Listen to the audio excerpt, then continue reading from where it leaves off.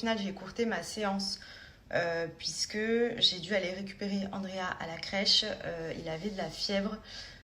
Enfin, il a eu un petit pic de fièvre. Pourtant, son état général était normal. Il était vraiment très très bien. Mais en fait, comme là-bas, il contrôle la température régulièrement, vu qu'il y a beaucoup de virus en ce moment, dès qu'un enfant a de la fièvre, on doit venir le récupérer et le garder minimum pendant 48 heures à la maison avant de le remettre à la crèche.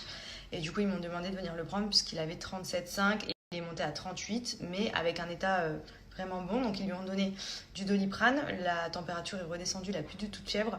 Mais c'est vrai que là, ça commence à faire long parce que ça fait franchement au total plus de 2 semaines et demie. Il a eu la gastro, il a eu sa dent avec l'hématome. Là, du coup, je sais pas si, vu que la dent est en train de percer, est-ce que c'est ça? Mais en même temps, il commence à tousser un peu. Il a le nez qui recoule.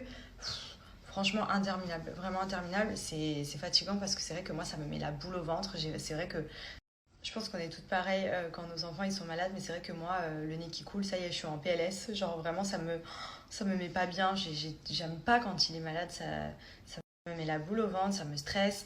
Et du coup, ben voilà. Surtout à cet âge-là, on sait pas trop ce qu'ils ont à chaque fois. On doit un petit peu deviner.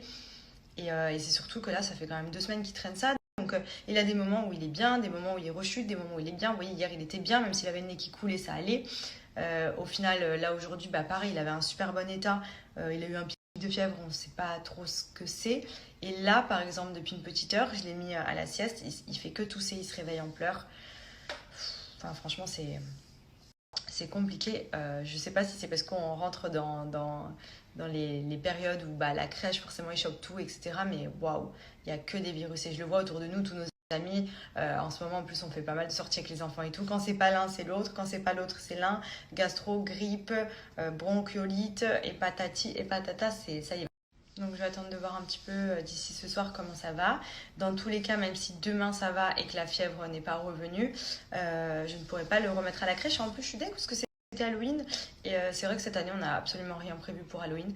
Donc je m'étais dit que voilà, vu que là-bas, ils demandent à ce qu'on les déguise, etc., j'aurais mis un petit costume pour fêter ça. Mais du coup, bah, je pense que ça sera râpé. Je lui mettrai peut-être le petit costume juste pour fêter ça entre nous si ça va. Mais voilà, il n'y aura pas la crèche déguisée avec les copains. Ça, c'est trop dommage parce que je me languissais grave.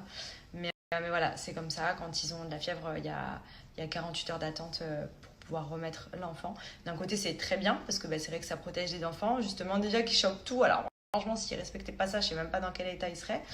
Mais waouh, franchement, ouais, c'est vrai que ça attrape pas mal de bêtises. En plus, on arrive vers les fêtes. Et l'année dernière, il avait été malade à Noël. Et franchement, c'était super dur. Il était tout petit, il avait 3-4 mois. Donc j'espère que cette année, il va pas encore rechoper des trucs en France quand on va rentrer, parce que là-bas aussi, c'est pas mal les virus. Bon, et sinon, vous l'aviez vu, ce matin, j'avais ma petite tresse. Je vous avais toujours dit, quand j'ai une tresse, en général, c'est que j'ai un soin qui pose. J'avais vraiment besoin de me faire un bon soin profond, donc j'ai refait le Botox capillaire de chez Maybe. Et regardez-moi, on dirait que je suis chez le coiffeur. La brillance, la douceur, la souplesse, ça répare, mais vraiment le cheveu en profondeur, c'est incroyable. Même au niveau des fourches, moi j'avais beaucoup de fourches à cause de mon blond. Et franchement, là, regardez, ils sont trop beaux mes cheveux. Genre vraiment. Avant, je faisais jamais ce type de soins. Je faisais toujours mes shampoings, mes masques habituels qui étaient très bien. Mais forcément, de faire des soins profonds entre en plus tous les mois, ça fait la diff. Vraiment, mes cheveux, ils ont trop bien poussé. Ils sont beaucoup plus souples, beaucoup moins secs surtout. Ils sont beaucoup plus doux. On sent que vraiment, là, en profondeur, ils sont plus gainés. Enfin, vraiment, Maybe, c'est incroyable pour les cheveux. Ça fait un effet glossy aussi. Vous voyez comme ils sont brillants. J'adore. Et donc ça, l'odeur incroyable. C'est un sérum de soins intense pour les longueurs et les pointes. En gros, il n'y a pas de secret. Vraiment, c'est étape par étape. Si vous respectez bien à chaque fois tous les produits, vous allez voir vos cheveux. C'est pépite. Vous voyez, hop. En plus, j'aime bien parce que moi, à chaque fois, j'applique toujours des petites huiles. Je trouve que ça donne vraiment d'hydratation. Ça fait un petit finish. Et là, vous voyez, quand je fais le soin Maybe, toujours, bah, je fais toutes ces étapes-là.